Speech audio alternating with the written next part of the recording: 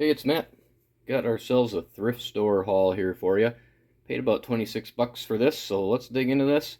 See what kind of stuff I picked up here. Got these green handled things over here. This one says Sargent on it, has the part number on it. It's built similar to that tool, so I think they're the same brand, but I don't see any markings on that one at all. So don't know if they do the same thing. They're shaped differently. They move a little bit differently, but they both look like they have the same head on it, and they might, there might be some nuances to these heads or this die or something, whatever they call these things. I think these are for coaxial cable, but obviously I'm not a golfer, so I don't know. I think this tool is associated with this, some sort of Terminator tool, Corning, Gilbert, whatever. If anybody knows, put it down in the comments there. I'm not even going to pretend to know how to use that thing or what it's for. Whatever. It'll be a mystery to me. Alright, what else we have here? Craftsman, little red-handled. One in really excellent shape.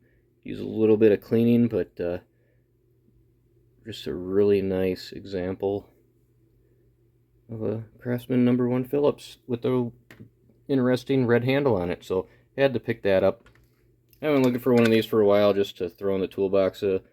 Old Craftsman rivet gun. Got a couple different sizes on there, 3 of them. Usually when I find these, they're missing a nose piece, a tip or whatever, or the jaws are messed up. But this one works great. Just a little bit of surface rust on it. It'll clean up nicely, so something I'm probably going to hang on to. Let's see here. Let's get down to these, I guess, 3/8 Fuller. Doesn't say USA on it or Japan, so it does say Chrome V or CRV on the shank there. So it was in decent shape. Figured I'd snag it up. Got a True Craft 10mm 5530. Figured I'd snag on that one. I don't have a 10mm nut driver downstairs, so I'll keep that one down here. This is probably my second favorite thing in here. This old Fleet. Where is it? There it is. Fleet 1063. Thought this was pretty cool. Kind of has that Dunlop style cap or old Sears caps, but I don't have any larger. All I have is stubbies, and the cap is like half the size here, or whatever, this little button on the end there. So, and the fluting is different. It's not as deep as this. So I dug through my screwdrivers to find something even remotely close to this, and this is all I could come up with. This is a Roscoe, but that fluting is, it's 4, and it cuts, past that detent in there for your finger. So similar style fluting on the Roscoe. I don't know, did one of these build one, make some for the other? I don't know. Just figured I'd try to kind of figure out, but definitely a cool little spinner that I don't have, so I figured I'd snag on that. Little Stanley stubby flat blade. We got a 5/8 Fuller KTC Japan, and I got that because I always forget what I need, but I have a 1/2 inch and a 3/8, so it'll fill that set. But I was hoping to fill, a hole in this set that I got a long time ago. I forget what really early video that I did. I'm still looking for the 1/2 inch wrench for here, but it has to say, Fuller tool fare on it, and the panel is sunk in, rather than being raised like this style. And I think there's another one that's kind of a trapezoid style too, but whatever. So that's why I always pick up those Fullers, just to see if I fill that hole in with that one. But anyways, what else we got? We got these sockets up here. Let's take a look-see at that little wrench first, though. And this is really interesting. So say W and B. Let's get you in on there. W and B. That's Whitman and Barnes, and that logo was, well, the patent was applied for that logo in 1905. So this could be as early as 1905. We have another clue as to the age of here. It says Gray and Davis. That was a automobile electric company. So made electrical parts for automobiles early in the 20th century here. So they got bought out, I believe, in 1926. So we can date this between 1905 and 1926. We might be able to get a little bit closer, but definitely a cool piece of early automotive history here. in the United States. So very cool. I believe they had a plant in Detroit and one in, I forget what that town is, Massachusetts. But pretty cool. Had to snag that up. Got two spark plug sockets back there. Both are 5/8 and they're 1/2-inch drive. So we got a right side up Thorson's writing, and I believe that's a G. And this G, it's the right side up G. You know, a couple videos ago I was talking about that, how some of the right side up Gs are that flank style drive and some aren't. Well, here's an example of one that is. So, and I just got another lot, which will be the next video of an auction. And that has a bunch of G sockets in there, right side up G. And they are not that flank drive. So, very interesting.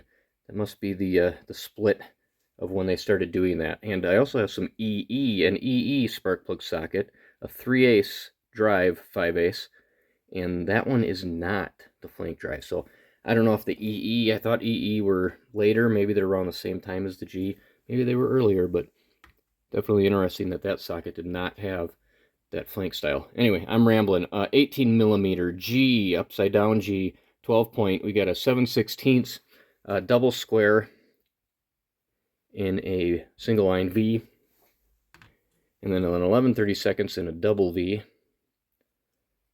And I already have that socket. None of these are filling any holes except for this fleet. So really nice. No chrome or anything peeling off of that. A 1/4-inch double square. I don't have one of those, so that's a really nice addition. Really nice looking socket. You don't usually find the Fleet and Challenger stuff looking that good. 7/32, I think. Is that what that was? Yeah, 7/32 of that etch style Craftsman. So, and it came with the clip. So that's cool. Got a quick wedge, little pocket style screwdriver. Those are, you know, these sell actually on eBay for decent amount.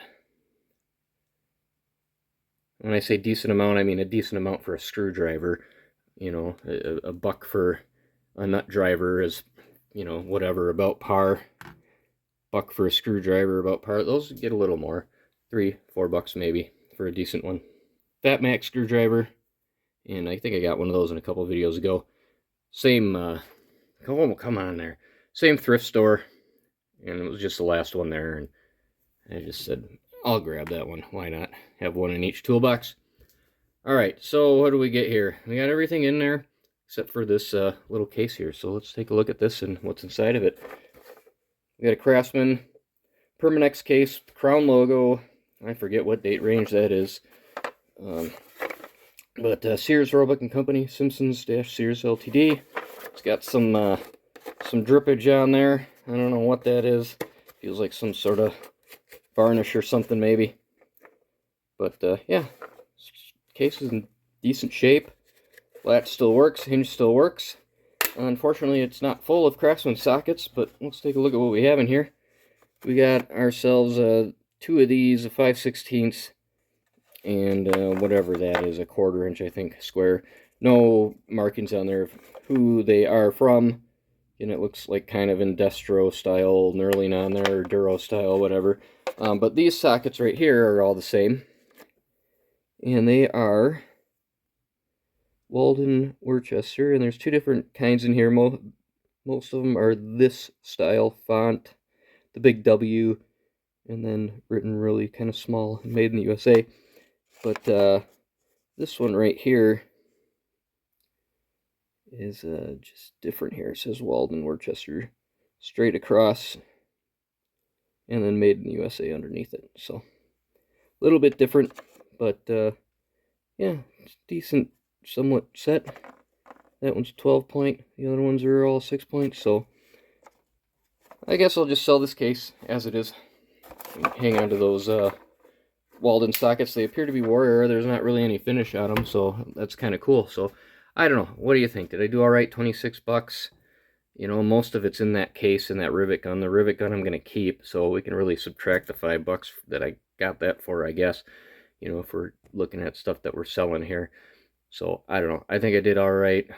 I think I can get probably $15 for that case, and then I'll try to sell these tools. I'll probably just, you know, give these things away because I don't think they're worth too much, but you know, somebody might need them. Maybe I'll try to get $5 a piece for each of those at least. But I don't know. What do you think? Did I do all right? I think so. If you like this video, make sure you hit the subscribe button. Thumbs up. Have a good one.